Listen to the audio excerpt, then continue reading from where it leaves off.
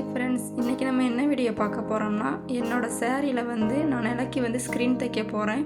இந்த ப்ளவுஸ் வந்து எனக்கு பத்தாமல் போயிடுச்சு. இது வந்து கல்யாணத்தப்போ தைச்ச ப்ளவுஸு எனக்கு பத்தலை. அதனால் நான் வந்து இதில் வந்து ஸ்க்ரீன் தைக்கலாம் அப்படின்ட்டு எடுத்து வச்சுருக்கிறேன். அது மட்டும் இல்லாமல் இந்த துணி வந்து கொடை துணி மாதிரியே இருக்கும். கட்டுறதுக்கு எனக்கு சுத்தமாகவே பிடிக்கலை. நான் 1-2 டைம் தான் கட்டியிருப்பேன். இப்போ வந்து இதை ஸ்க்ரீன் தைக்கலாம். இந்த முந்தி பக்கத்தை வந்து ஸ்க்ரீனோட அடிப்பக்கமாகவும் அந்த பாடி பீஸ் வந்து மேற்பக்கமாகவும் வர மாதிரி நம்ம வந்து தைக்கலாம். வாங்க அது எப்படி தைக்கலாங்கிறத பார்க்கலாம்.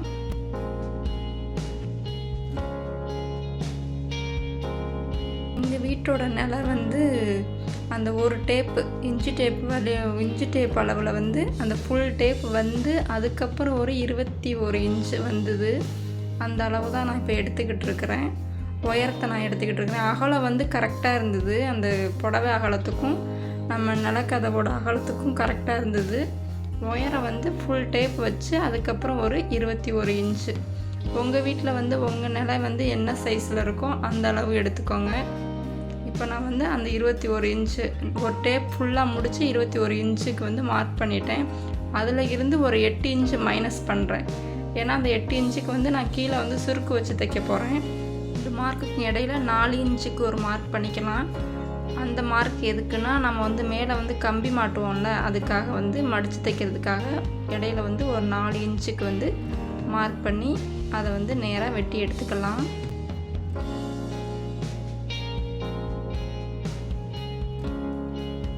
கட் பண்ணி எடுத்தாச்சு. இந்த முந்திக்கு அடிப்பக்கம் தான் நம்ம வந்து சுருக்கு வைக்க போகிறோம். அந்த சுருக்கு வந்து எக்ஸ்ட்ரா உள்ள சேரீ பீஸை வந்து நம்ம இந்த முந்தியோட அகலத்தை அளந்துக்கிறணும். முந்தியோட அகலத்தை அளந்து அதை 2ஆக மடித்து போட்டுக்கிறணும். ஏன்னா அப்போ தான் மேலே உள்ள கரையும் கீழே உள்ள கரையும் நம்ம ஜாயின் பண்ணோம்னா அந்த சுருக்குக்கு கரெக்டாக இருக்கும்.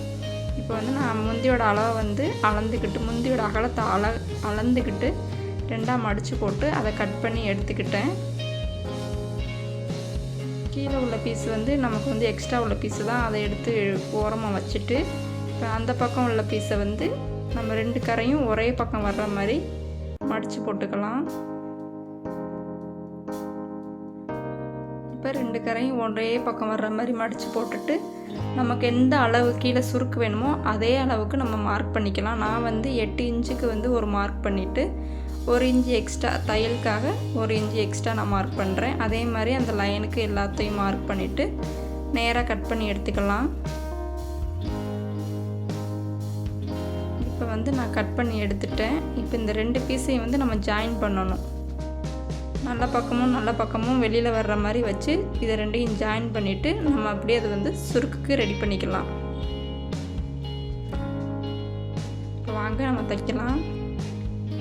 இது வந்து முந்தி பக்கம். நம்ம இதை வந்து இப்போ அப்புறம் பார்த்துக்கலாம். இப்போ நம்ம அதோட ஆப்போசிட் சைடு வந்து நம்ம அந்த கம்பி கோர்க்கிறதுக்காக நம்ம மடித்து தைக்கலாம். ஒரு 2 இன்ச்சு வர்ற மாதிரி மடித்து தைச்சிக்கலாம்.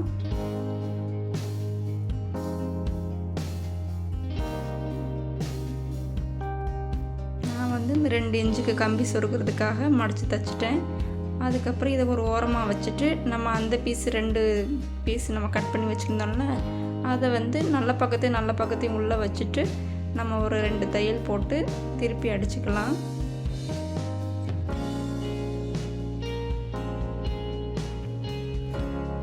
மறுபடியும் அது மேலே ஒரு தையல் போட்டுக்கலாம். அது பிசிறு வெளியில் தூக்கிக்கிட்டு தெரியாமல் இருக்கும். அதுக்காக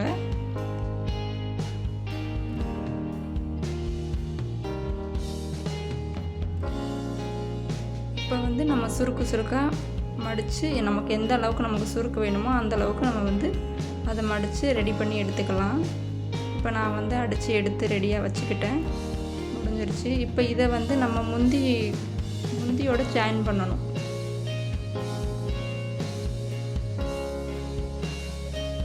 நல்ல பக்கத்தையும் உள் பக்கமாக வச்சு இதை முந்தியோட சேர்ந்து ஜாயின் பண்ணி எடுத்துக்கலாம்.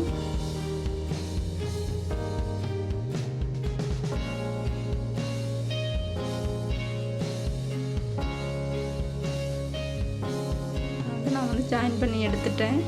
இப்போயே பாதி வேலை முடிஞ்ச மாதிரி தான் இருந்தாலும் உள்ளே வந்து அந்த பிசிறு வந்து தூக்கிக்கிட்டு இருக்கும். அதனால் அதை வந்து கீழ்ப்பக்கமாக மடித்து விட்டு மேலே ஒரு தையல் போட்டு எடுத்துக்கலாம்.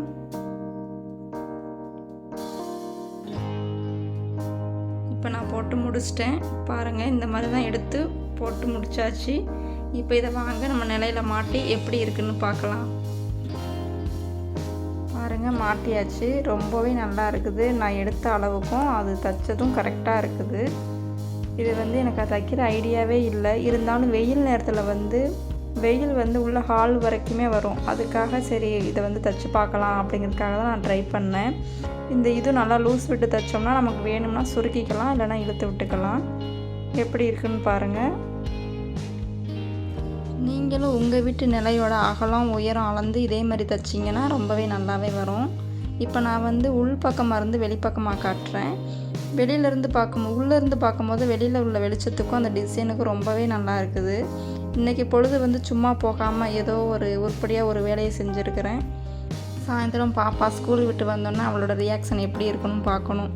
எனக்கும் ஆர்வமாக இருக்குது.